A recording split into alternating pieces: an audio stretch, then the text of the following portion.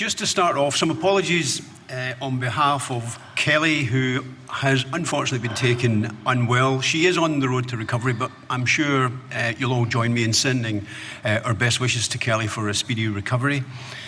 The other apology is from Nicky Morgan, who has been unavoidably detained in the House. I was sincerely hoping that the word Brexit would perhaps be off limits tonight, as we were not discussing anything to do with Brexit, I hope, but unfortunately it seems that Brexit has delayed Nicky, but she is hoping to get here, and hopefully she shouldn't be delayed too long. Unfortunately, that means that we've got a sort of enforced manel on us at the moment, so I hope the Twitterati don't start blaming me.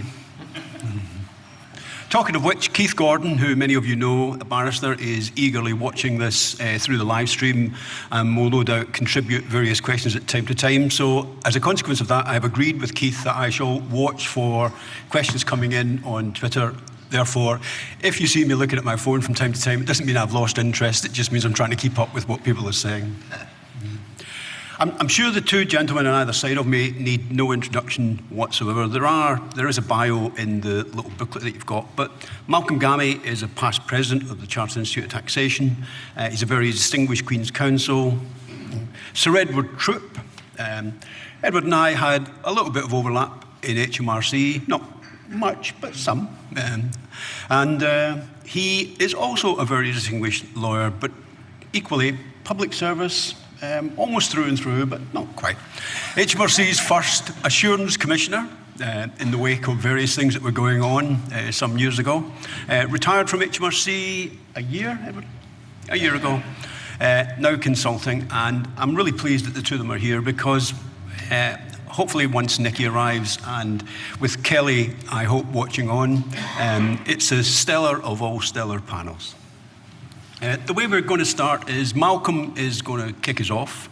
Edward will have his own presentation. Perhaps he'll respond to Malcolm. I'll make some comments which are based on what Kelly would have said, which I don't think is too inappropriate given that from time to time I've worked with tax help. And obviously during my presidency I've been very keen to emphasise the need to make sure that we look after those who are unable, for whatever reason, to look after their own tax affairs. So much of what Kelly was intending to say, I probably would say if it had been me that had been in the slot. Then we'll throw it open to you and hopefully we'll get a good question and answer session. Feel free to ask questions and we'll take it from there. So this evening's session is really born of two things. Firstly, a report that the Tax Law Review Committee of the Institute for Fiscal Studies published now a little while ago. In case you haven't seen it, I'm sure it's on their website to download, which looked at the balance between recent additions to the revenue's powers and the balance in the relationship with taxpayers. And then more recently, as I'm sure many of you are aware, the House of Lords Economic Affairs Committee looked at the issue of revenue powers and published last December a report, The Powers of HMRC Treating Taxpayers Fairly, which included a variety of recommendations. So that was the catalyst for this evening. So I wasn't quite clear when I saw the advertising and indeed the title of this session as to whether it quite accorded with what I thought I was going to be talking about. What I had wanted to focus on was the issue of revenue power, and you'll see I put in a subtitle there, Does HMRC have too much power and too little supervision? The questions for the advertising for this particular evening asked a number of questions which I have put on this slide and to which I've put some answers. So what are the responsibilities of taxpayers? Well, as a lawyer, I'm going to say to pay tax as required by law. What are the responsibilities of their advisors? Again, I'd say to advise taxpayers on their responsibilities. In other words, what tax that they must pay as required by law, and to assist them in complying with their responsibilities. That I see as the principal role of advisors. And then do those responsibilities change in an environment of pre-populated digital tax accounts? That was the next question on the advertising, to which I would just say no. It doesn't seem to me that it does. Of course, one can recognise that the balance of things might change if the revenues send you a pre-populated tax return or something like that. But ultimately, I would have thought the revenue will assert, and the courts might well be likely to hold, that it's your responsibility to check that the revenue have got it right. Not that you can just rely necessarily on what they've put in their pre-populated returns. So they were the advertised questions. Actually, I'd say there were some missing questions from the advertisement. So what are the responsibilities of HMRC? That seems to me to be the focus of what we should be discussing here. And it's interesting to note that in the House of Lords report, they note that in the 2016 publication of the Charter, it appeared that the responsibilities of taxpayers had increased and the responsibilities of the revenue had decreased, according to the Charter, or at least that's what the House of Lords report draws attention to. And then I think we should ask ourselves, to whom are the revenue accountable for the way in which they fulfill their responsibilities? Because that's really what I think is the fundamental question. The revenue, we shouldn't just think it's all a matter of the taxpayer's responsibility. Actually, the revenue have a degree of responsibility, and the question is, who is it that holds them to account for the way in which they fulfill their responsibilities? We can also, I also pose the question, to whom do we think the revenue should be accountable? So they're the sort of questions that I think we should focus on. I'm not necessarily going to provide, much to Edward's disappointment, I'm not necessarily going to provide you with all the answers in these introductory remarks. There's a wealth of experience out there in the audience. I'm sure you've all got your own views, not only about what the revenue's responsibilities are, but how they currently exercise them and how they should be held accountable for the way in which they do exercise them. And I'm sure that may fill some of the question and answer sessions that we will have in due course. So that's where I would put the focus. It's not just a matter of the responsibilities for taxpayers. Of course, taxpayers have responsibilities. But actually, I think the focus of the current debate should be on the revenue's responsibilities and how they are actually supervised and how they are actually accountable for the way in which they fulfill their responsibilities. Now, I thought it might just be useful to remind ourselves of some of the additions to the revenue's discretions and powers over the last few years. This is all essentially over the last 5 years or so, and it seems to have become a lamentable bit of finance bills that they seem now to have an administration section to them.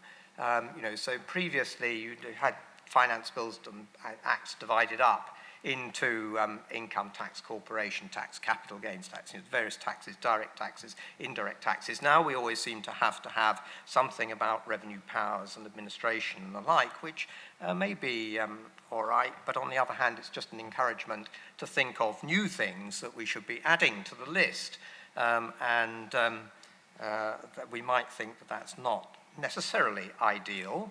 I pose that as a question. It may be that the revenue do need their powers and administrative abilities added to every year, year by year, but it seems strange that we've managed to go so many years without having that we suddenly seem to need it on an annual basis. Anyway, so where have all these new powers come from? Well, I've started off with the general anti-avoidance rule, to which, of course, we have to add regime anti-avoidance rules and targeted anti-avoidance rules, which are not really targeted at all. They're all in general terms, all of which add actually significantly to the revenue's powers. If you want to contrast the past with the present, of course, the past tended to operate and this is maybe some people would say would have been the vice of the British tax system on the basis of legislation which tried to write exactly what should be taxed or what should not be taxed. But we seem to have gone away from that and decided that actually we should have a lot of uncertainty around the edges of the tax system. We might think that's good, bad, or a new way of doing things, but it certainly adds to a degree of discretion for the revenue, and I might add that, of course, the UK is one of, I suspect, I haven't done an international survey of this, but I suspect we're one of the few regimes which doesn't have a formal rulings procedure of any sort or any general coverage for the tax system, which a lot of other countries do have, which of course is something which you have to think of in conjunction with the discretion and uncertainties of legislation. Anyway, so what else have we got? I'm not going to run through all of these. So these are just sort of bank code of practice, government procurement policy. I know of a case a few years ago where a taxpayer abandoned their appeal because they were frightened they wouldn't get picked for government procurement, and I can think of another case there. We might think that's good or bad. Bank code of practice and government procurement policy are, of course, all soft law issues. They're not really matters of hard law, legislation, or anything like that, although bank code of practice has got a legislative element to it. But it's all ways in which taxpayers can be persuaded to follow particular courses of action, even though it might not be strictly in line with the law, or at least they might not be. They might deviate from what they could actually do to what they feel it is sensible to do. We might again ask ourselves whether that is appropriate, but more particularly, we might think about it in terms of where the revenues, responsibilities, and where the supervision of the revenue actually lies. Then we have follower notices, which were a particular issue addressed by the House of Lords. I did give evidence to the House of Lords about this at the time that they were looking at this before they published their report, when they were taking evidence. As some of you will know, I acted for the revenue in a case called Eclipse 35, and one of the recent follower notice cases has been the revenue saying that Eclipse 35 means that they can issue a follower notice for a point that was never argued in Eclipse 35, which you might think was not quite the object of the follower notice legislation, that effectively the revenue should use a follower notice to attach a penalty to someone who wants to argue a completely different point, but it happens to be by reference to a similar scheme to that was used in Eclipse 35. And then there are accelerated payment notices. Well, of course, again, you may think that it's quite appropriate that the person that should hold the tax while matters are being argued about is the revenue, and I'm certainly not going to argue that that's inappropriate. There'll be views around the room about it, about how it's acted or how it's operated, as many people have seen it retrospectively, but going forward, looking at it in a forward perspective, you might say it's perfectly appropriate for the revenue to hold the tax while matters are argued about in particular cases that are defined. But actually, and I don't necessarily, as I say, I don't necessarily disagree with that, but you might think that actually then the revenue have got some sort of obligation to get a move on with some of these cases. And if it's merely a reason for them to sit on their hands and not take far too long over inquiries, you might think that's entirely inappropriate and something that shouldn't happen. And then you've got things like promoters of tax avoidance schemes, serial tax avoiders and the like. Again, you can say, well, the people who are really to blame, and indeed the House of Lords say so in their report, that there's far too much targeting on taxpayers who were not sophisticated enough to understand what they were doing, but very little action that seems to have been taken against promoters of these schemes. One doesn't really necessarily know what action's been taken against promoters. But of course, these are all cast in hugely wide legislative terms, so that you might say they're capable of going far beyond what is actually the initial target of those particular provisions. And again, does the revenue have a responsibility to operate those provisions in a way in which they were originally intended and put to Parliament, and who should have the ability to oversee exactly what it is the revenue are doing and how they're exercising these powers. Well, then there's enablers of offshore evasion and non-compliance. There are lots of other things.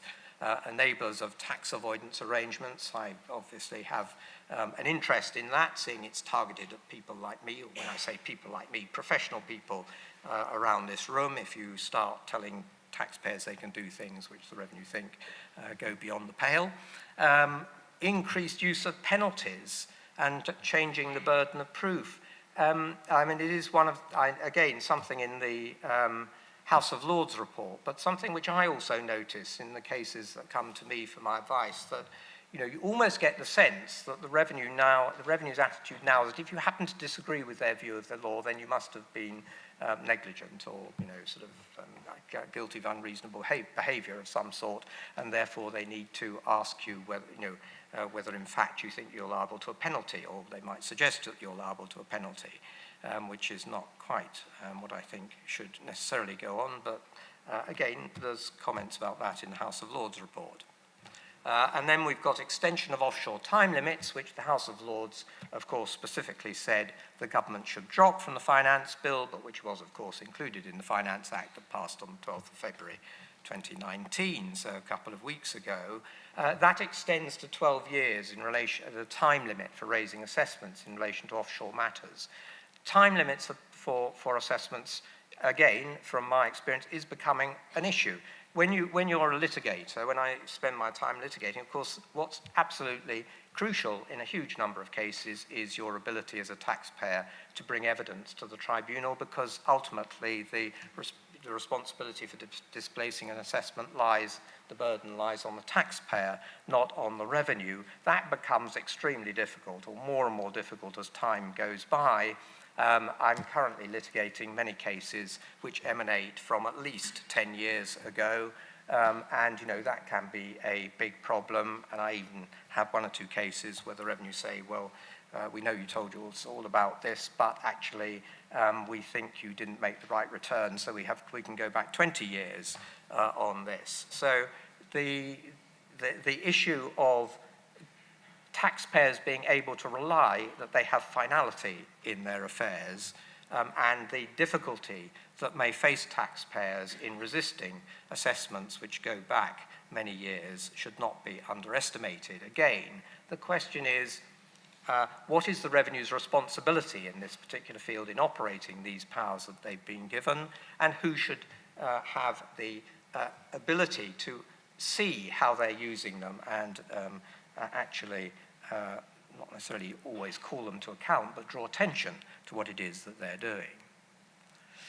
Okay, so some points to consider, and then I'll conclude. Well, not to be too optimistic about this, don't count on Parliament to limit revenue's powers. I mean, we've seen for the last 5 years they'll give them anything they ask for, broadly speaking. And so the constraints, in a sense, on what powers the revenue got are their own judgment as to what they can ask for, I suspect. That, again, I'm putting some of these points out for discussion, and I'm sure Edward will have comments on them. Once granted, a power is quite unlikely to be withdrawn or restricted.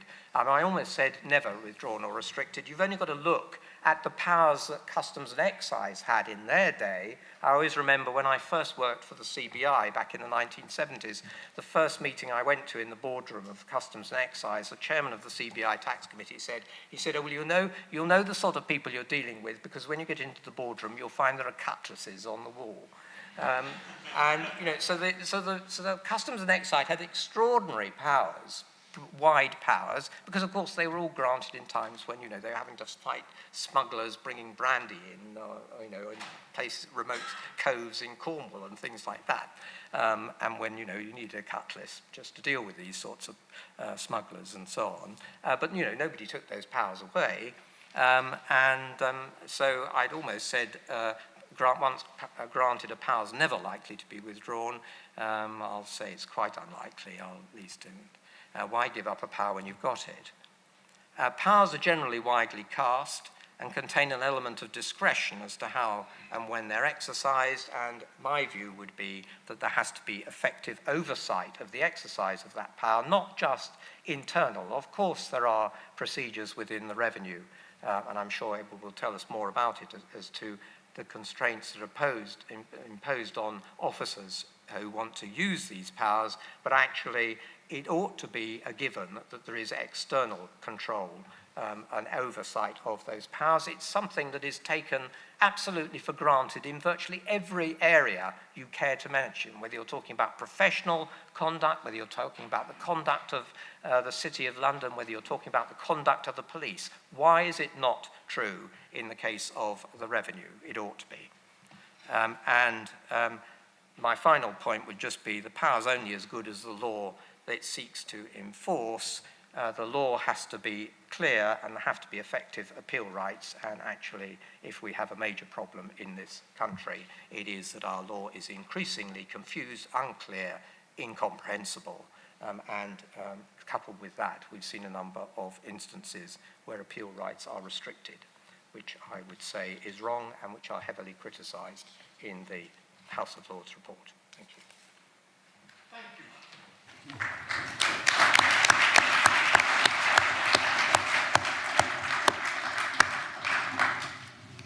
Edward?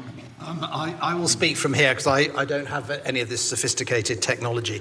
When I started out for this event, I thought we were having a debate, but there was a bit of interest on Twitter, and some commentator, who I think may or may not be here, I don't know who it was, said, "I expect there will be a lot of people need to take personal responsibility, combined with a liberal sprinkling of HMRC have a tough job to do. Shall I make up a bullshit bingo card for the evening?" So I'm not going to disappoint whoever it was. If he expects me not to talk about responsibility and the tough job which HMRC have, he was going to be right first time, and I will, as well as a few other things he might have on his bingo card. Excuse me. I then went back and looked. In fact, I had a lot of trouble getting hold of it because it's not been digitised. The Keith report on revenue powers, the Revenue Department's powers, which was 1983. And I have to say, I'm sorry, I don't think John Avery Jones is here, but John Avery Jones, who, as many of you know, is still an active member of the tax community, was a member of the Keith Committee in 1983, and he commended it to me. And I have to say, it is very commendable. I've given Helen a copy of the principles, which with my own technology, I've digitised, and they're well worth reading because they've stood the test of time quite well. But there's one quote from Keith which struck me. Which is this: enforcement powers are of their nature onerous, and their exercise can in certain circumstances bear heavily on the taxpayer, whether individual or corporate. A certain amount of friction and even distress to individuals is perhaps inevitable. And I thought those were very wise words, because while I don't really disagree with much that Malcolm has said, his core point, which I do agree with, although he didn't put it quite like this, is that whatever the revenue's powers are, they should not be excessively burdensome, they should not be intrusive, and they should not be unfair, they should not be perceived to be so, and they should not be exercised by HMRC in a way which is excessively burdensome, intrusive, or unfair. And it seems to me we probably will all agree on that, although, as Malcolm said, there's quite a lot of debate about what those limits are. But what Malcolm hasn't said, which seems to me is quite an important point to start with, which is what should the revenue's powers be? And how do we test whether they've got enough powers? Now, obviously, should have said at the beginning, I'm speaking entirely as a personal capacity, and to the extent that anything I say is agreed with by HMRC, I'm representing HMRC, but otherwise I'm speaking on my own behalf. I would say, you could say, well, look, there's a tax gap in this country. We lose about 30 billion of tax, doesn't get collected. So clearly, revenue haven't got enough powers because, if they had all the proper powers, they'd be collecting all the tax. And Malcolm quite rightly said that, what should the taxpayer be doing? He should be paying, or she should be paying the tax due.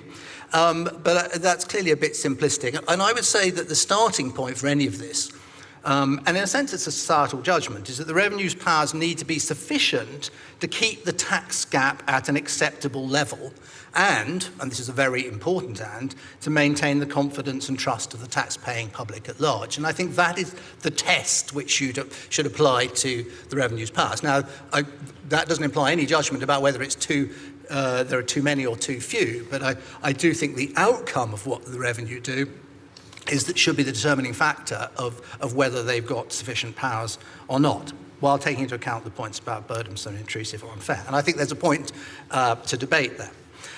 Now, Malcolm, in a sense, has made the next point, which I was going to make, which is whatever the powers are, there must be clarity both about what the HMRC's responsibilities are, but also what the taxpayers' responsibilities are. And I don't think Malcolm disagreed that taxpayers do have responsibilities, and there's a point of debate about what those responsibilities are. And I also completely agree that there must be adequate oversight, and Malcolm, I think, mentioned this by implication, there must be adequate redress to taxpayers, because oversight is one thing, but actually, and I'm delighted that although Kelly Sizer's not here, Helen McGarry, the adjudicator for HMRC and for a few other organisations, is here tonight, and I hope that Helen may, in a sense, on behalf of the hard done by taxpayer, and there are quite a few, say something both about to illustrate where the powers go wrong, but also perhaps what redress is appropriate where they do. So I think there is some, I agree with Malcolm, that responsibility of taxpayers and oversight and redress are important factors. So the first question, or first group of questions, is, do we think HMRC's powers adequately reflect where we are at the moment? And there's an obvious point there about we are where we are, we're not where we were 100 years ago or 200 years ago, we're not using cutlasses to collect tax, or not at least in anything I've seen done. But there are a number of things which have gone on over and continue to go on in the way tax is collected, which I think do affect the powers. And the first of them is, in a sense, the one implicit in the cutlasses, that over the last 200 years, and apologies for those of you who've heard me give this little speech before, tax collection has moved from enforcement, simply more or less bashing down the door and saying, give me your tithe, or going onto the ship and saying, I've counted 500 barrels of beer, I expect this much payment, an enforcement culture to a compliance culture where the expectation and the starting point for tax administration is that taxpayers will comply. HMRC will give you the facility to pay your tax, whether by self-assessment or through PAYE or putting in your VAT returns or whatever it is. But the starting point is compliance, and enforcement is a secondary factor both to deter and to collect from the recalcitrant. And I completely agree with Malcolm that the powers still, to too great a degree, reflect an era of enforcement rather than the culture of compliance. So I think there is the first point there is, in a sense, the lag in the development of powers. The second way in which I think the tax system has changed, where the powers should be tested, is that the computation of tax liability has shifted, over decades, if not centuries, from based on, easily determined numerical facts, how many barrels of beer have you got in this ship which you have docked, to more complex questions, which may still be, and they will ultimately be numerical because it's about the payment of money, non-numerical issues, which are, for what purpose did you incur this expenditure? What is the nature of your business? What do your accounts look like? Which are not capable of determination by knocking down the door and counting anything. You require information, and very often you require subjective information. Why did you buy this yacht for your business? Was it a business expense? Why did you enter into these complex transactions? Was it for the purposes of avoidance of tax? And the powers needed to determine that subjective liability are very different from the powers needed in order to determine how many barrels of beer there are on a particular cargo. And finally, and a bit sort of broader, we've seen over the last, well, again, Malcolm is the expert, a period of time, a growth in public administration law, and alongside that, public expectation. And again, the courts, will always find ways of reviewing the actions of public bodies. And I think I'm agreeing with Malcolm's last point that, in a sense, we have relied too much on, as it were, the growth of general public administration law and not thought specifically enough about what public administration provision should be legislated for or provided for specifically in relation to tax. So those are three big areas: the shift from enforcement to compliance, the move from numerical to more subjective, and the growth in both public expectation and public administration law, none of which I think have been adequately reflected in the shift of powers. So there is clearly something which needs to be addressed here. But there are also, sitting here in 2019, a number of changes which I think both provide quite specific topical challenges, but also opportunities for the way tax administration is exercised and powers are exercised. The first point is the obvious point that far more information is held digitally, which means it is not held physically by the taxpayer in his or her home filing cabinet. It is held on systems, and often it is held by third parties. Now, from a tax administration perspective, there are huge opportunities, and I will not digress at this stage of the evening on what those opportunities are to enable HMRC to collect tax much more efficiently and with less involvement of the taxpayer. The taxpayer can just say, yeah, that's right, let's get on with it. But the powers for getting third-party information and the use of that third-party information are, again, lagging. I think there is a real opportunity, and I think there is a discussion to be had about the extent to which HMRC should both transform to use third-party information, but also what are the scopes of the powers to obtain third-party information, principally digital information. The second point is the concept of private information and privacy is changing and has changed significantly. A lot of the limitations and extent of HMRC's powers, inland revenue powers, and indeed to some extent the old customs and excise powers, were predicated on a sense of the threshold of the home, that only in extreme circumstances would the taxman or taxwoman actually, as it were, come into your home and start asking personal questions and rummaging you at home. And I think we probably all accept that there is a threshold, as it were, literally a threshold, over which in normal circumstances the taxman should not pass. But the concepts of privacy, the concepts of private information, the amount of private information which people spray out into the digital ether calls into question as to where the boundaries are between genuinely private information which HMRC should not get and private information which just happens to be sprayed all over Facebook. Well, is this still private information? What are the extents of the powers which HMRC could use? You know, both for good and ill, if you like, both to help you. Well, I've seen that you've been doing all this and that. Actually, have you realised you can take advantage of this? Look at your Facebook page. But also, you know, actually, what the hell were you doing having your fourth holiday in Barbados when you claim to be, earning 20,000 a year as a hospital assistant? So there are some quite interesting questions about powers there. And finally, and in a sense there's a degree of judgment in this, I do think there is an erosion of the sense of personal responsibility for one's tax affairs. The fact that it has become quite easy to pay your tax without doing anything, either through PAY or through other means, it's the pre-populated returns, means that there is just an erosion of the sense of the responsibility citizens feel for their own tax affairs. And I don't want to get too much into that, but I think that is something where the reality of what goes on out there and expectations is different from the powers. So, conscious that I think I've just passed my 10 minutes, do I have any suggestions? Do I have anything where I think there could be discussion? I haven't talked about the use of discretion by HMRC, but of course HMRC uses discretion. It makes a discretion as to what question to ask a taxpayer. It it exercises discretion in deciding how far to pursue a particular taxpayer. It exercises discretion in deciding whether to have a campaign against scrap metal dealers or professional barristers or whatever it is. So a tax administration always exercises discretion. And I agree with Malcolm, not that there shouldn't be that discretion, but there needs to be more transparency both over the circumstances that discretion is exercised and how it's exercised, with some debate about whether there needs to be some greater redress and review oversight mechanism. I do think that we need to look carefully and give HMRC more explicit powers, both to question facts from third parties, to go to third parties and ask them what's going on, and this I'm picking up some of the points about promoters, and to involve them more directly and penalise them more directly where appropriate. The third point I had, and I think I probably covered this already, is about the transparency over the use of discretion. I've covered that as well.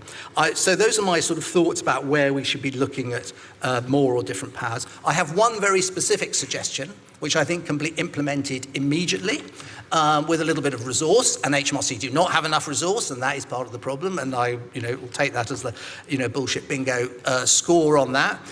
And that is that when new tax measures are published, there is a tax information and impact note issued, the TINs, Now, I don't know how many of you read them, but you should read them, but they are actually very informative and a lot more informative than reading the finance bill or the Chancellor's budget statement.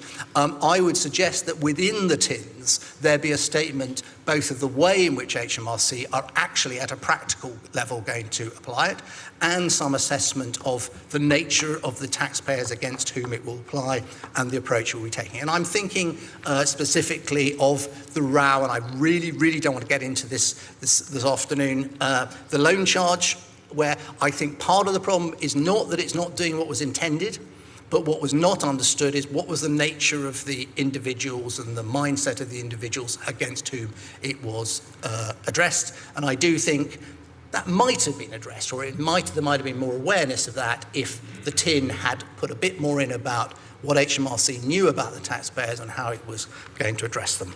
I shall stop there.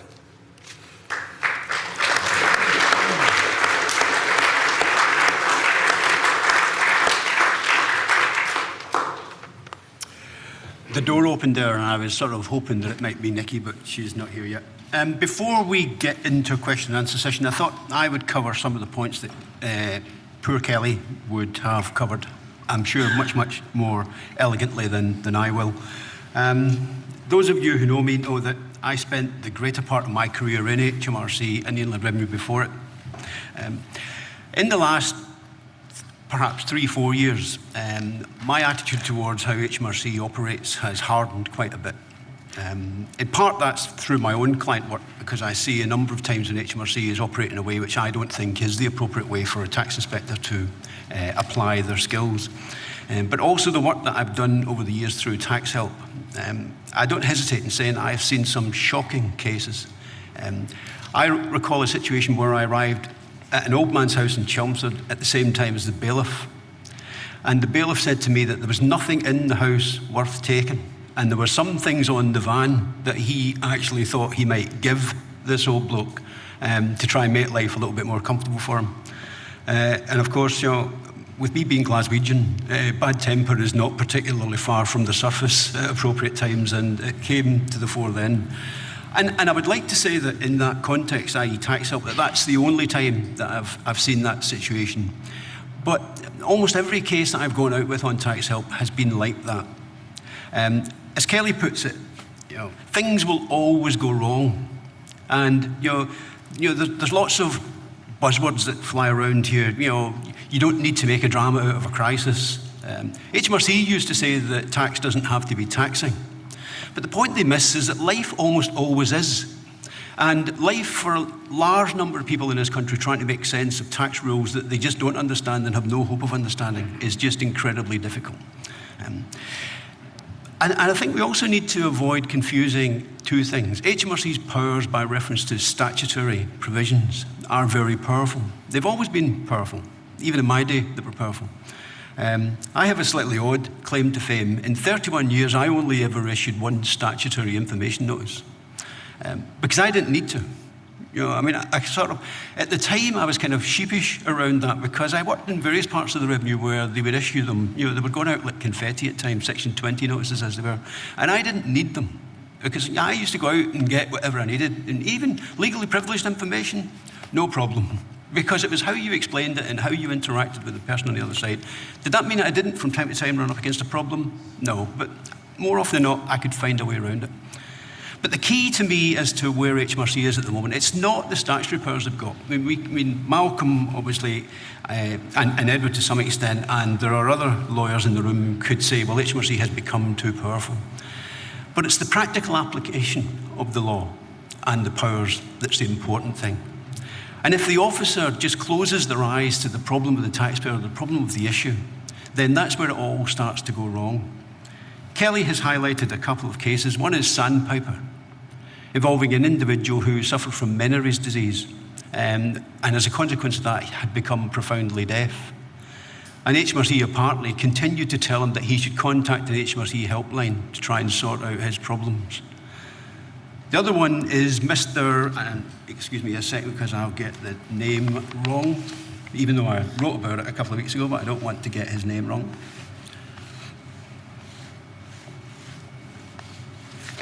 It's Mr. Pokarowski.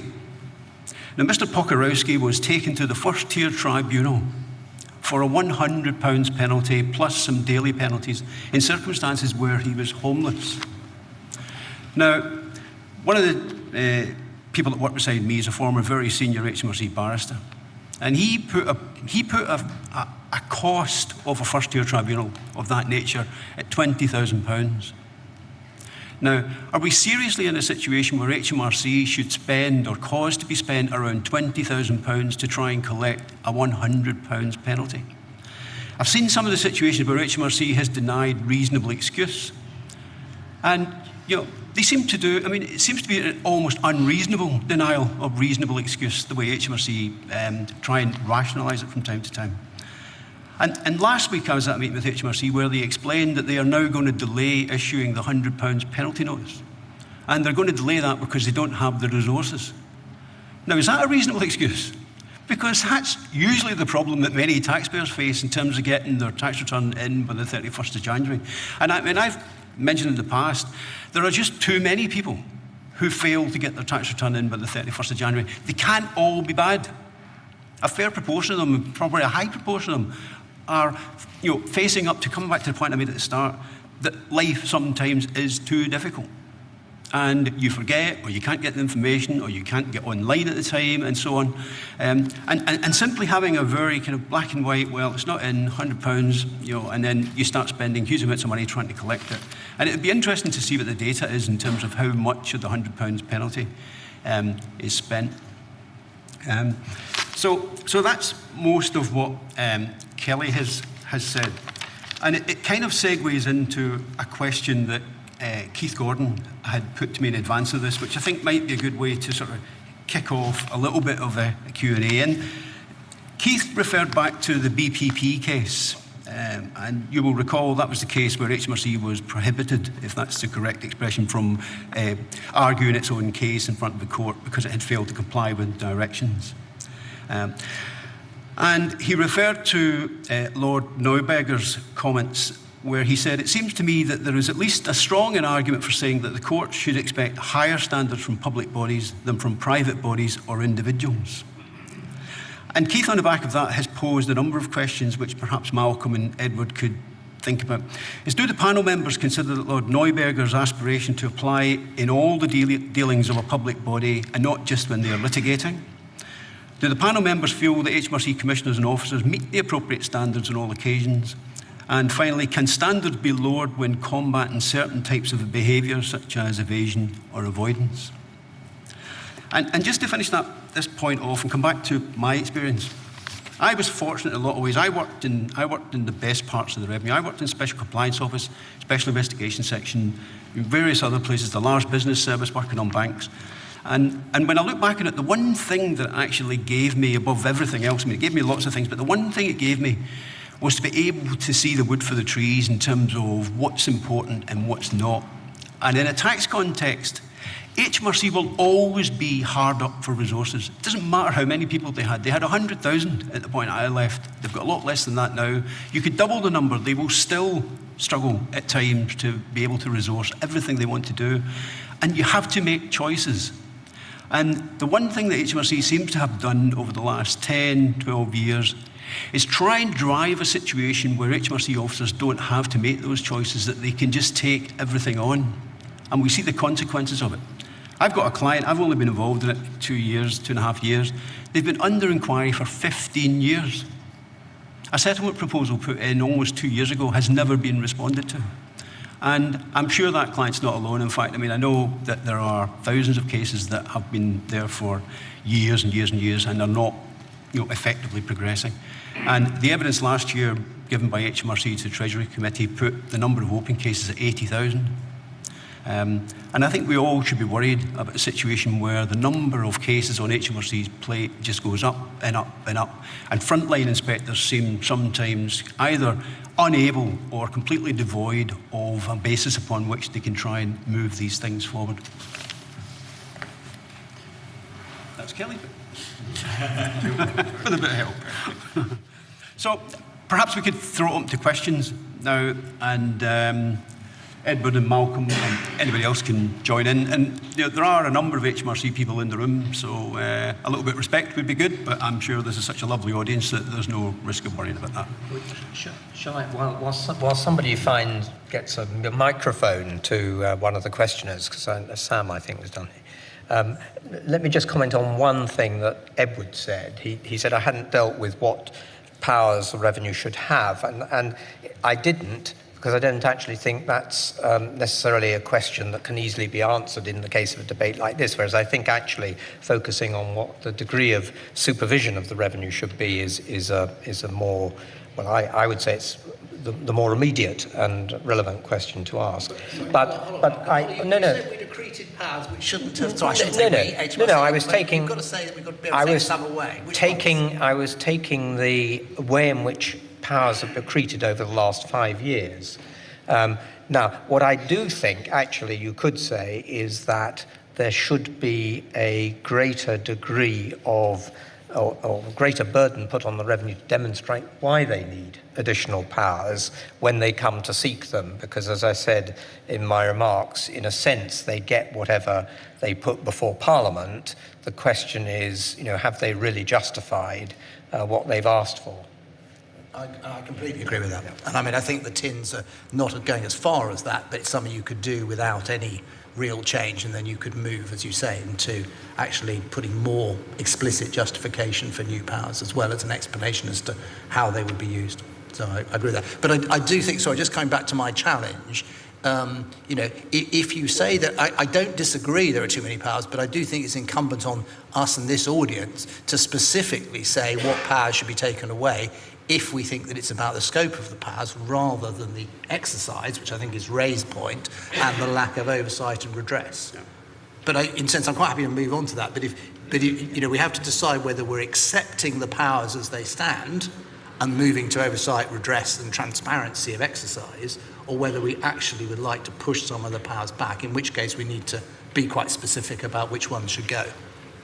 Yeah, I mean, in my day, HMRC could enter premises, HMRC could issue notices requiring individuals and third parties to provide information, documents. So the general framework of what HMRC can do today is pretty much the same as it was throughout the time I was there.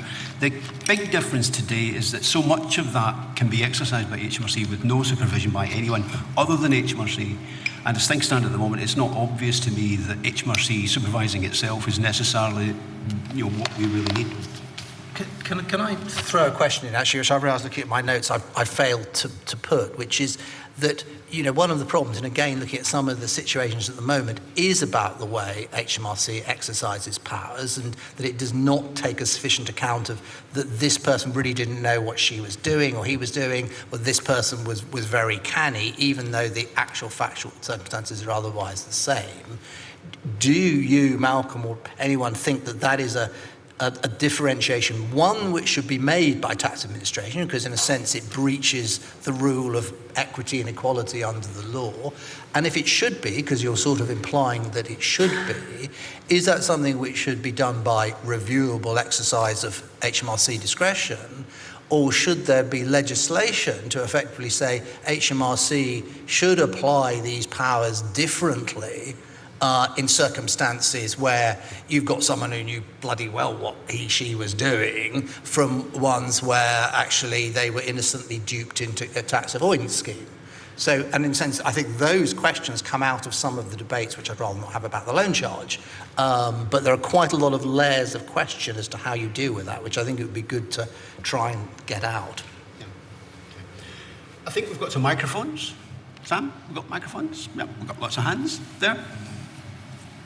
So closest to the microphone. Paul Hudson, thank you very much. You've had two main speakers. Sorry, can you hear me now? Right.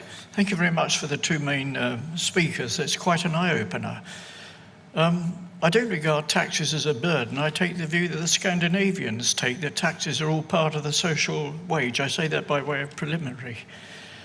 For a number of years, my tax affairs were dealt with in Cardiff. I think people who'd been retired from lecturing or teaching, in fact, had all their affairs dealt by this office. But about 3 years ago, my affairs were dealt with by a tax office in Bexley. What is interesting, they gave the postal code, but they didn't give the town and they didn't give the street of the tax office, which I thought was strange. But what disturbed me, I should point out that my pension is actually almost up to the average wage. I don't run a car, but I'm paying, in fact, 60% of it goes on financing my granddaughter's education. Now, I didn't know I could claim tax returns, in fact, tax rebate on that. But when I asked, in fact, it's quite by chance, I learned from an accountant, he said you'd claim me tax relief. I said, I didn't know you could. Now, when I asked the tax authorities in Bexley to send me my tax, a pro forma for the tax return, they said, you don't need it, we know all your tax affairs. And I wrote back politely and said, well, they've changed since I last spoke to you. I said, I'm financing my granddaughter's education. I said, would you please send me the form? And they didn't. And then I sent a chase up and they didn't again. So I then had to go to the local tax office in Croydon. They were reluctant to, but eventually, after I persisted, they ran off the pro forma for me. For the last 2 financial years, I've provided all the receipts, in fact, for the fees I've paid to for my granddaughter's education, but these are not taken account of in my tax returns. They said you need to get some advice from a tax accountant. I said, well, I've already received one, but I don't know whether it seems to me impolite or arrogant. I don't know whether this is typical of the new regime. With Cardiff, I had very, very cordial relations with the tax inspector. Everything was amicably settled if there was anything outstanding. I don't know whether my case is typical or not. Okay. Sam, well, maybe take 2 or 3 questions at a time, and that will probably make it easier to fill in. Hi, it's Simon York. I'm Director of HMRC's Fraud Investigation Service. And given the numerous mentions of smuggling and that I'm the Director in HMRC that is responsible for tackling organised crime, I thought I'd first of all confirm that we no longer use cutlasses.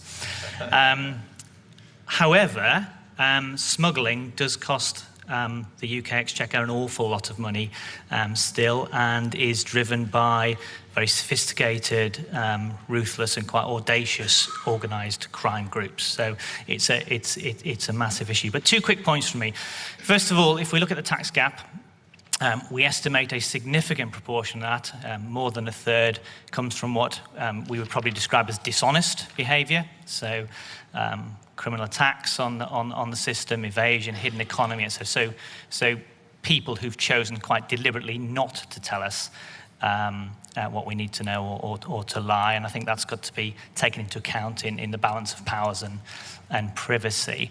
And the second point is really just to pick up the external oversight point, and Malcolm's example, particularly about the police there. Well, actually, we have exactly the same oversight as the police in relation to our most intrusive powers. So search warrants we need to get from judges. Some of our most intrusive powers we have to get from the Home Secretary. We're overseen by the Independent Office of Police Conduct, HMRC, the Investigatory Powers Commission, who cover all the Facebook stuff, actually. So that is overseen by us. We have a statement on our website as to what we do there, but that whole policy is overseen by the Judicial Commissioners of the Investigatory Powers Commission. So I don't think that gets sort of said enough that we do have an awful lot of external oversight, both on a power by power basis and a sort of regular, very, very rigorous inspection basis. Sam?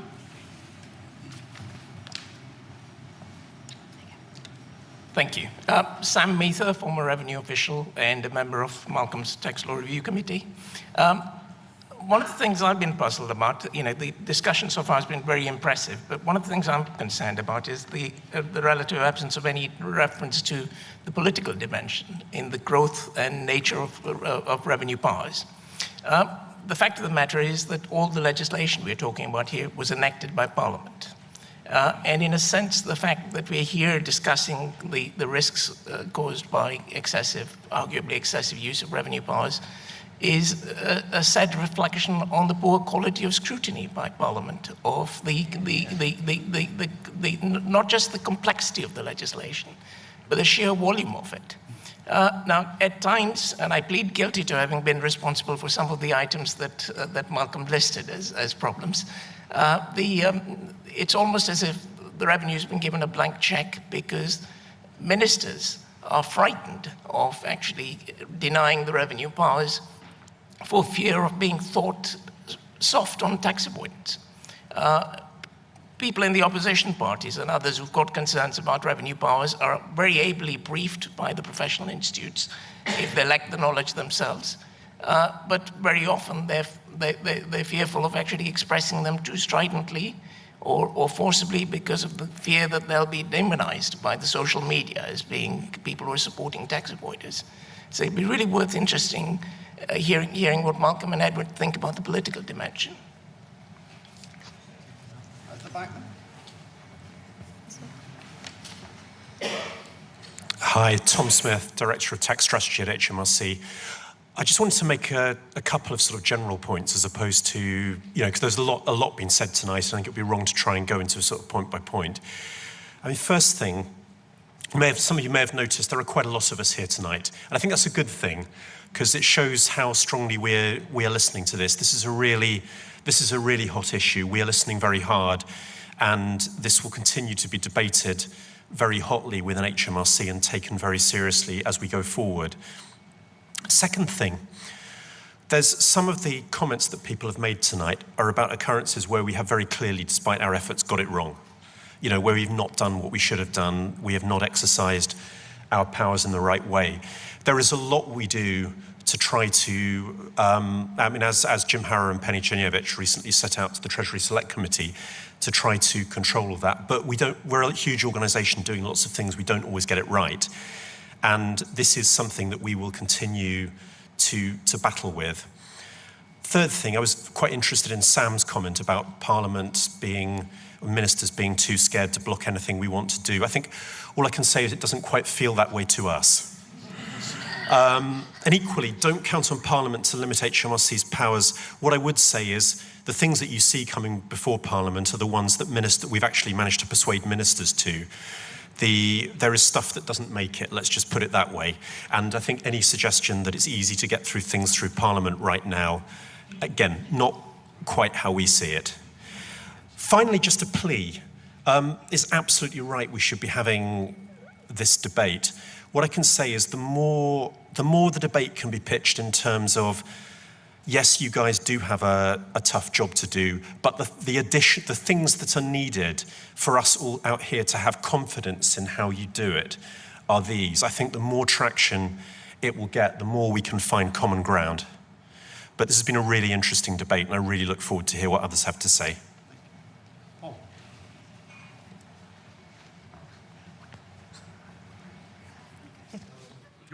Thank you. Hi, Paul Johnson, IFS. I think there's a really interesting discussion for an economist to observe. I think it's quite interesting because I think in this world, Malcolm is being what he is, which is a lawyer, and Edward actually sounds, this is a compliment, Edward, sounds much more like the economist. In the sense that essentially what I take Malcolm to be saying is that there are a series of processes and due legal rights which one must uphold, whatever. And Edward's argument was actually much more based on, well, there's a cost-benefit here. Look, there's a tax gap of 30 billion, and we need to do what we can within reason to close that. And if some people get a little bit hurt as a result of that, then that's a cost. I'm putting words in your mouth, Edward, but that's sort of broadly what I'm hearing. And in a sense, there's a philosophical gap there. But I suppose my question is a fairly direct one, because I felt in a sense you were talking past each other. So I suppose my question to Malcolm is, well, given that this is a difficult and complex world and there's some bad people out there and there is a big tax or significant tax gap, what would you put in place to ensure that we did get more, or at least as much as we are at the moment, of appropriate revenue? And I guess my question to Edward is, well, given that people do have these legal rights and we really don't want to hurt them, what are the processes and oversight you'd put in place to make things better and put people's minds at rest? I'm conscious that there are five people have commented, so I'm not sure whether to try and deal with everyone or start with Paul. So, but actually, can I just pick up the gentleman at the first point who was complaining that there wasn't an address, there's a postcode with no address, and he didn't have an office. And I think there's, in a sense, I will slightly, talk on behalf of HMRC here.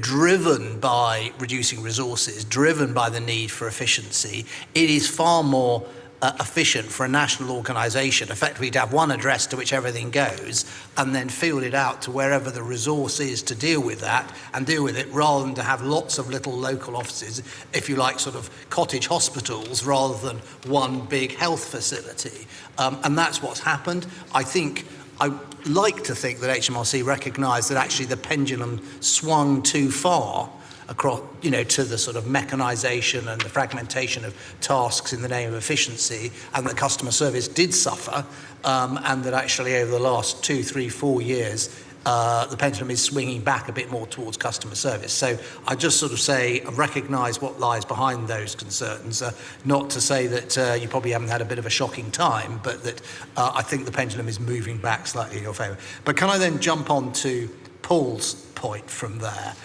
Where I thought it was a good job. I used to slightly forget that I was a lawyer once upon a time, but and I think Malcolm and I would agree that once a lawyer, always a lawyer. But in a sense, what that point picks up, and in a sense, why is tax such an extraordinarily interesting topic? Because it is, the legal topic, par excellence. There is no equity about a tax. It is only what the words of the statute say.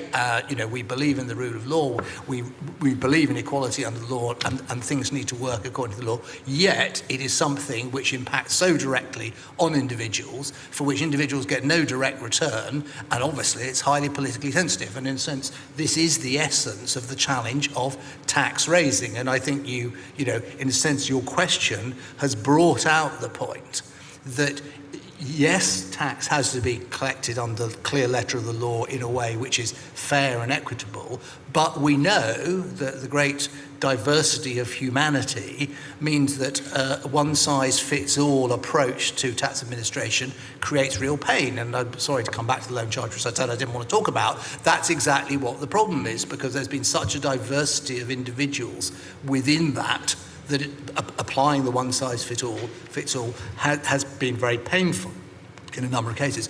I think the answer, and it's sort of slightly, I think, part of Sam's point, that actually when legislative powers are given, they need to take more account of the reality and the diversity of human nature, and therefore not to be excessively targeted on one set of population without regard to how that might work more widely. So it is about better scrutiny, which I think is sort of Malcolm's last point in his slide about laws being better.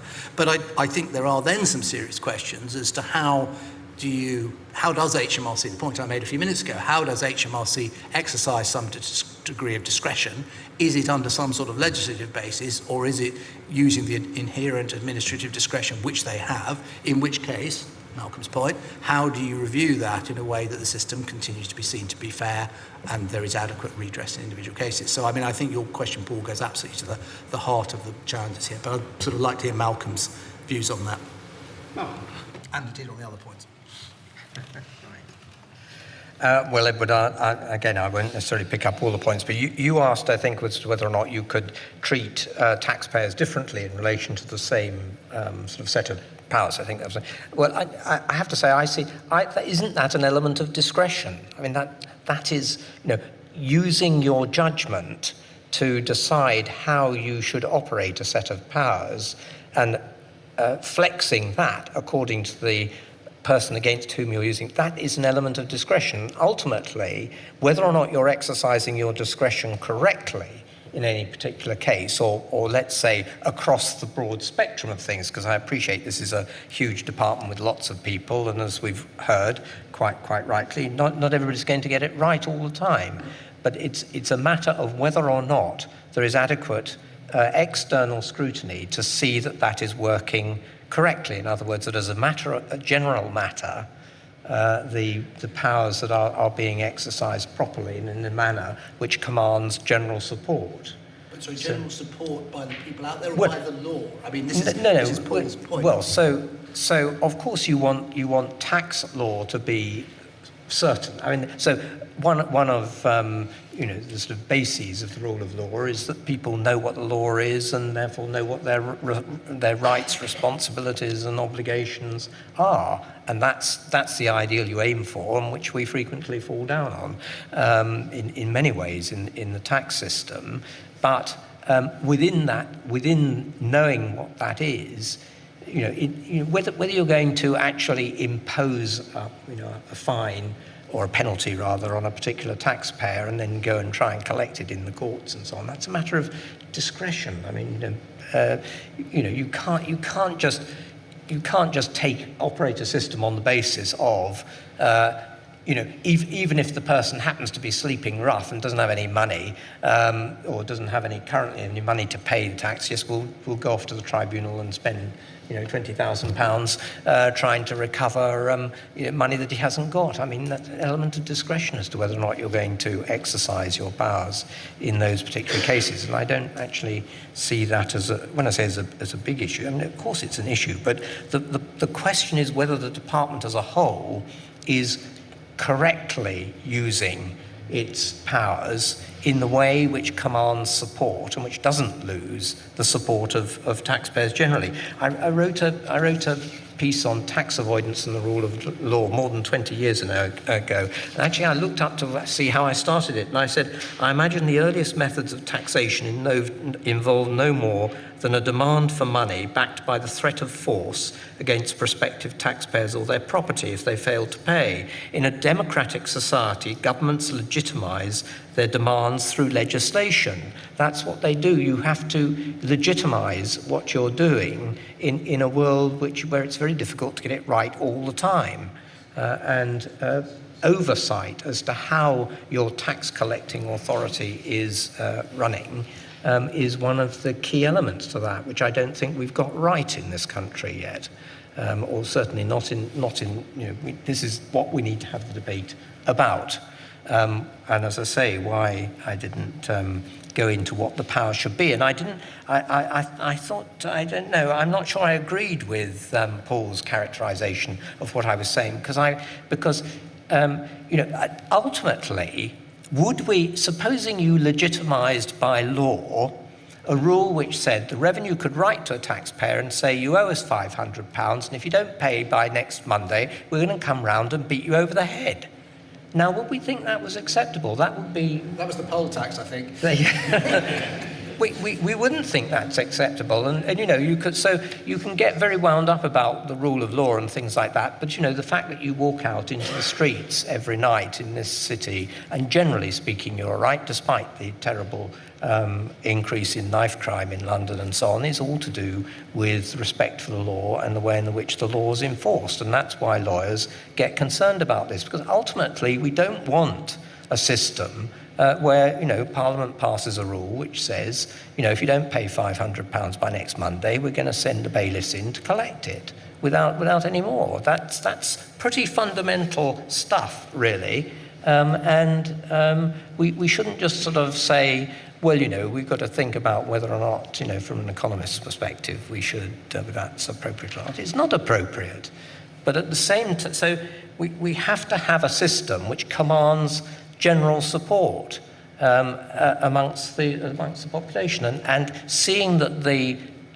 revenue collecting authority is exercising the sorts of discretions that it needs to be able to run a tax system in an acceptable manner is a very important element in that.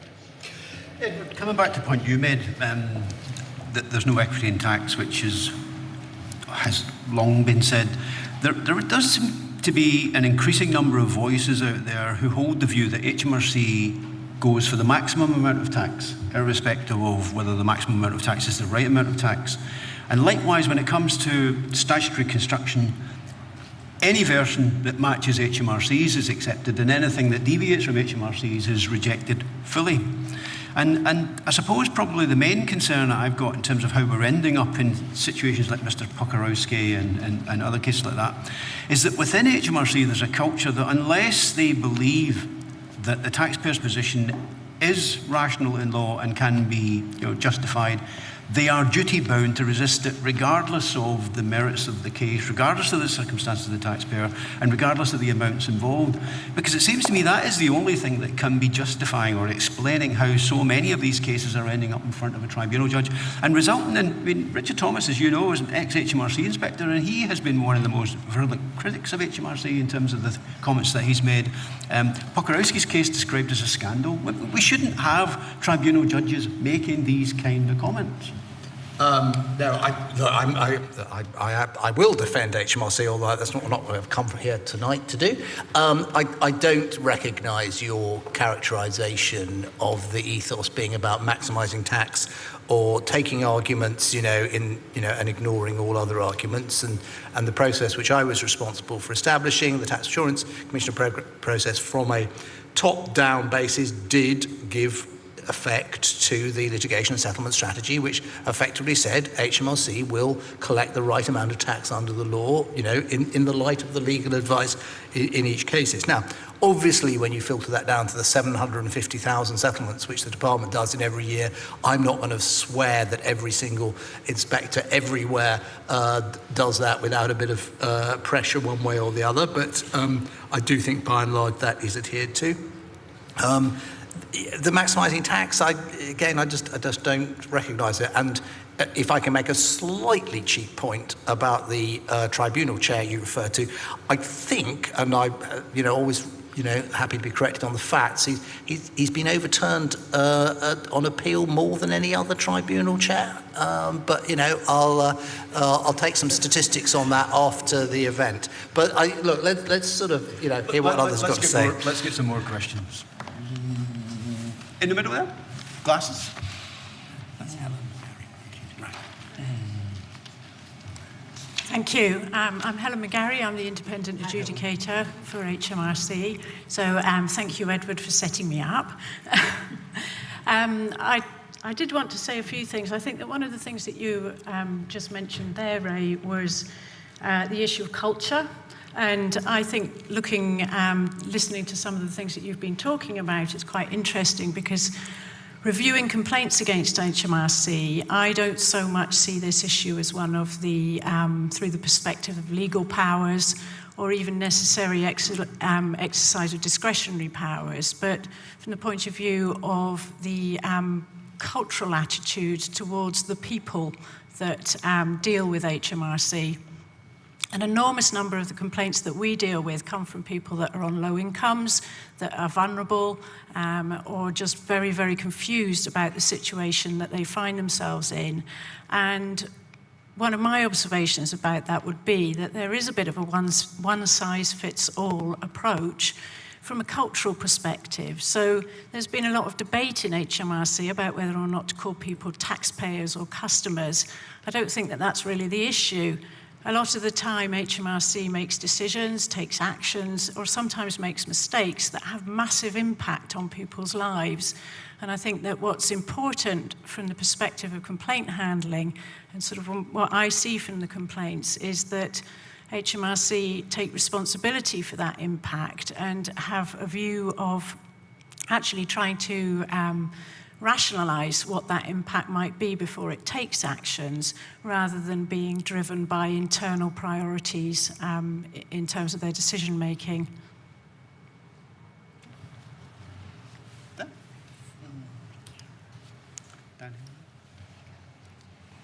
Thank you. Sheila Page, ODI. I wanted to take up a slight point of difference between the two speakers. I was impressed by Sir Edward's point about the possible erosion of responsibility because of the way in which the revenue does all the receives information from third parties and then uses this information, which slightly contrasts with the idea, with the very short answer no, to the question of does the way in which auto-completion of returns now happens change the responsibility of the taxpayer. There is a difference between reading or not reading something which has been sent, which has been produced by someone else, which has been sent, and which frankly sometimes is very much you owe £500, pay it, or not hit you over the head, but hit you with some sort of an order, compared to filling in a form saying, I had income of X from Y, of A from B, etc. And sometimes it works against, sometimes it works in the taxpayer's favor when the HMRC doesn't know what it's talking about. But I think that it's possibly worth getting some reaction between you of whether you think things have gone too far in terms of relying on third parties, not as checks, but as the only input to tax. Really interesting question.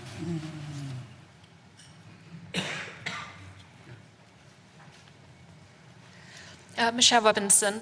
I would be interested in hearing views on the taxpayers' right to certainty in their affairs. It seems to me that over recent years the law has become ever more complicated and often subjective to apply.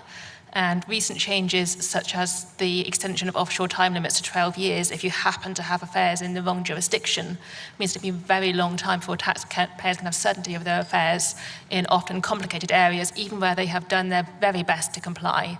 And even if it turns out they have behaved absolutely correctly, they can still be put through an inquiry which can last quite some time, even 12 years after the event. One more? Yeah.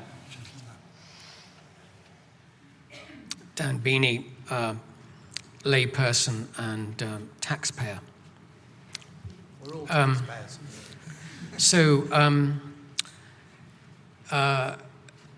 The revenue doesn't wish to maximize the tax collected, but wishes to collect the right amount. So I suppose that's why the penalty regime was changed a short while ago, so that instead of starting at zero and the revenue having to justify what percentage they might wish to charge someone, it now starts at 20% or 50% or 80% or 100% or 200%, and the taxpayer has to argue the revenue down from said penalty.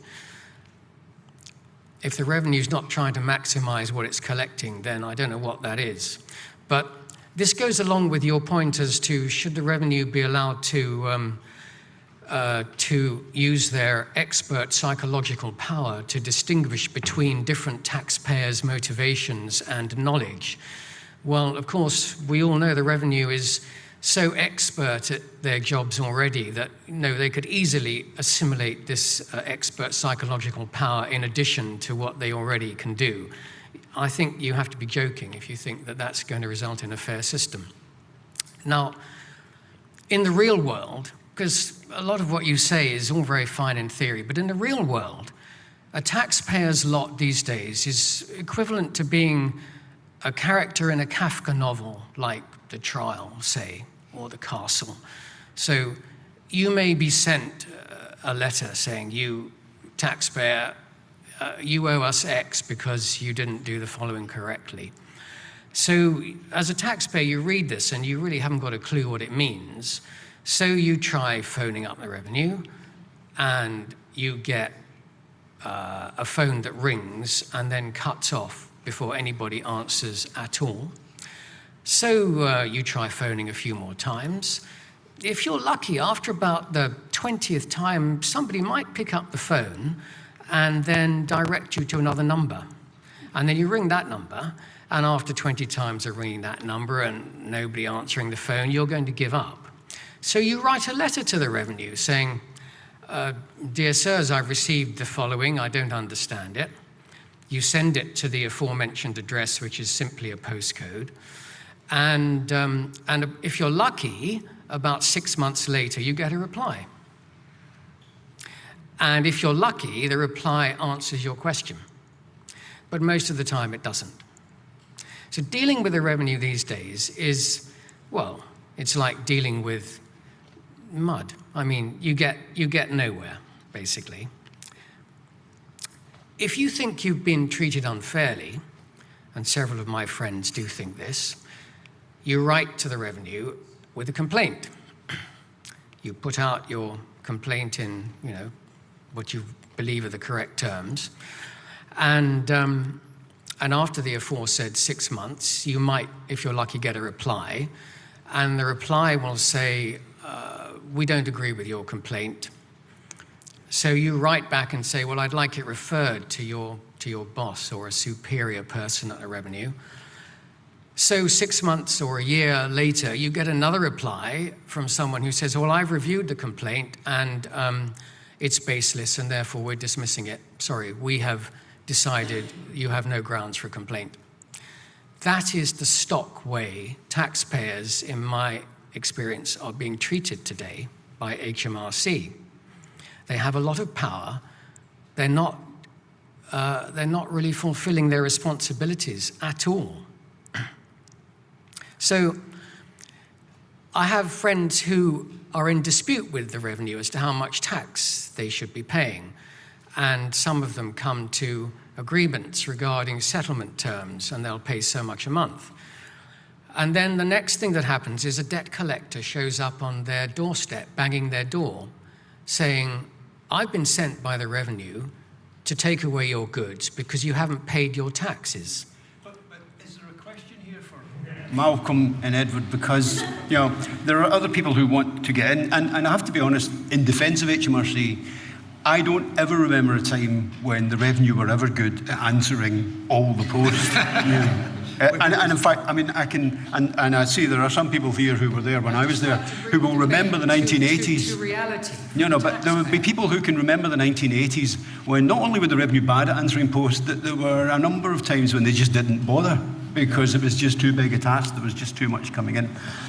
But is there a question, because I'd like to move on and get some more questions in, because we are starting to... When might HMRC be capable of responding to customers' complaints properly? As a final comment, I'd say, given all of this, you could simplify the tax system at one stroke very easily tomorrow by abolishing income tax and capital gains tax in favour of IHT, because by the time you come round to collect it, everybody will be dead. Right. Shall I try and... Edward, you were going to come back, Can I just come back to some really interesting points? First of all, thank you, Helen, for contributing. Big debate around culture. The issue of time limits I didn't mention, which is sort of linked to the question of retrospection and retroaction rather than retrospection. Really important, really difficult issue as to time limits. But actually, the last two commentators picked up something I would like to pick up on, which is you're absolutely right. HMRC should not use its experts to discriminate on whether they like this person or that person, and that is the challenge, that we know people have different circumstances. How do you actually, in a sense, apply a fair system? So I agree with your concern that this is not realistic, but you talk to the people who are affected by the loan charge. There are people who've got the loan charge who are absolutely culpable as hell and knew they were avoiding tax, and there are people who got the loan charge who, in a sense, were duped. And this comes into the lady's point here. Third parties were involved, third-party advisors, as well as those circumstances completely outside avoidance, where third parties manage PAYE and get it wrong on behalf of an individual. And I think that there is a big challenge, and it's the point I was trying to bring out as to how much powers should take account of and be directed at third parties who either promote or administer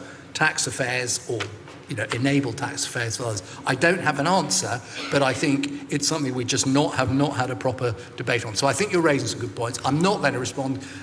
Ray has made, I'm not sure I completely sort of go with the point that HMRC's always been as crap as this, and someone who's been around longer than me may tell me what the acronym was, which was written on filing cabinets well before I was in the department, which effectively said, never deal with these. But there was a three-letter acronym, and when you had the files you just weren't going to deal with, you put them in there and they eventually, something else happened to them, but the customers never got responded to. That does not happen anymore. Tony O'Neill may remember the acronym. No, he does, but he's not going to share it because he can't remember. But it did. He was there. He didn't do it, but he was there. Malcolm. Which of those many points?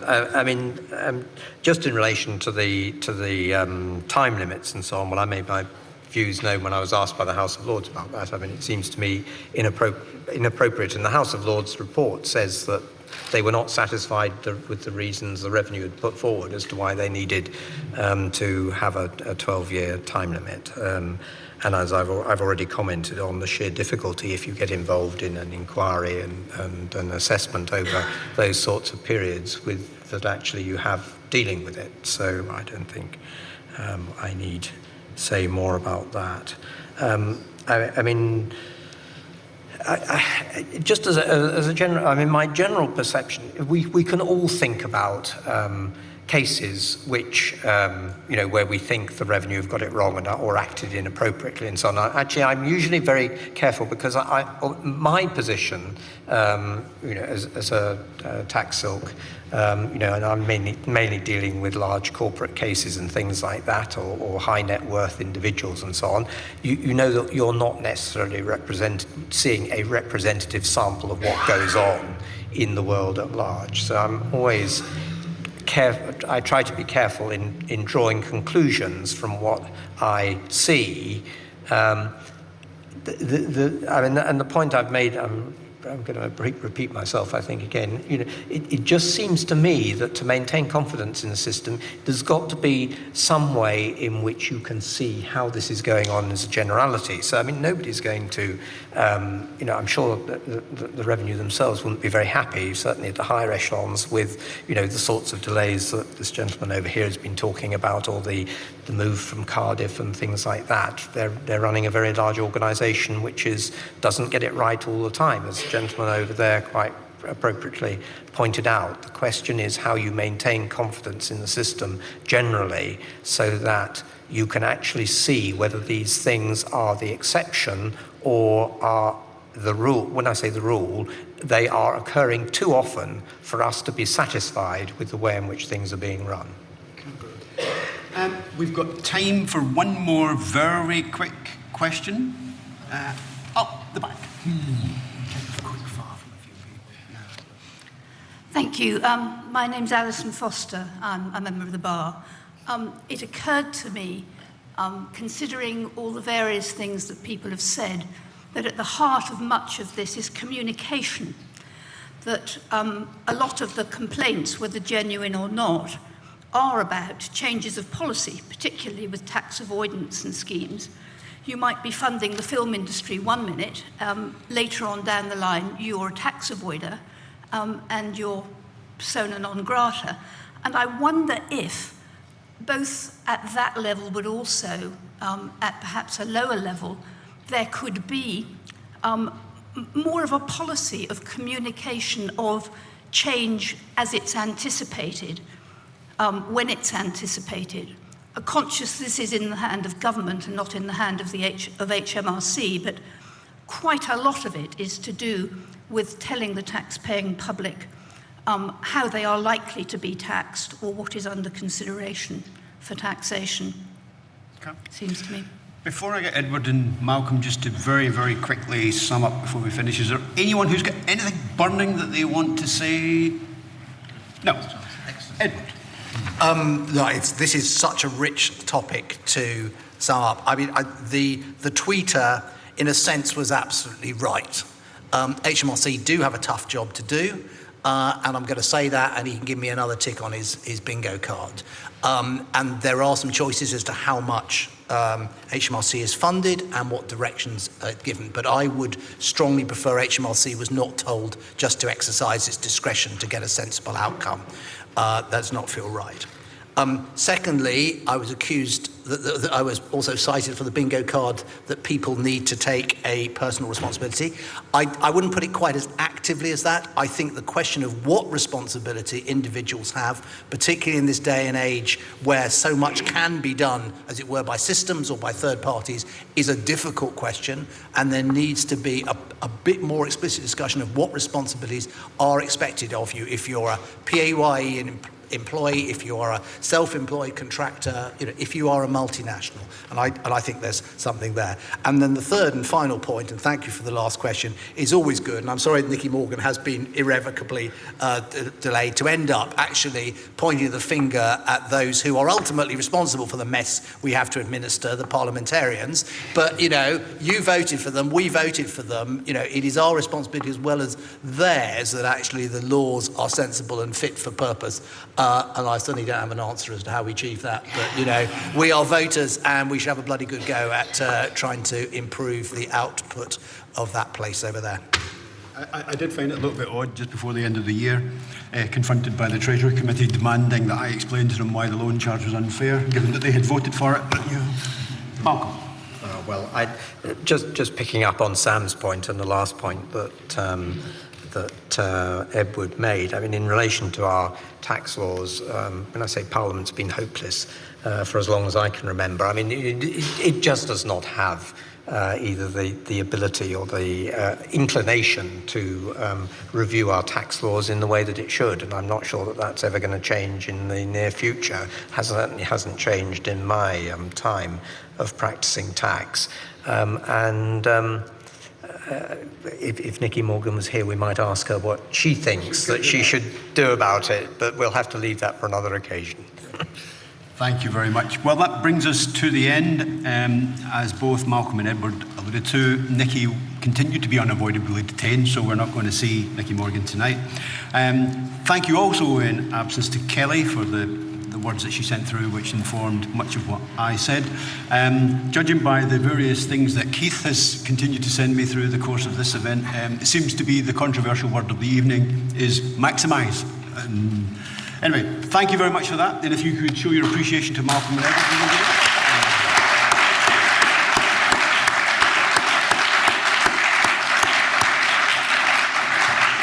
And if you want to join us, I believe there are some drinks being served somewhere in this building. And I see an old friend of mine has just stood up and he's obviously leading the way to get the wine.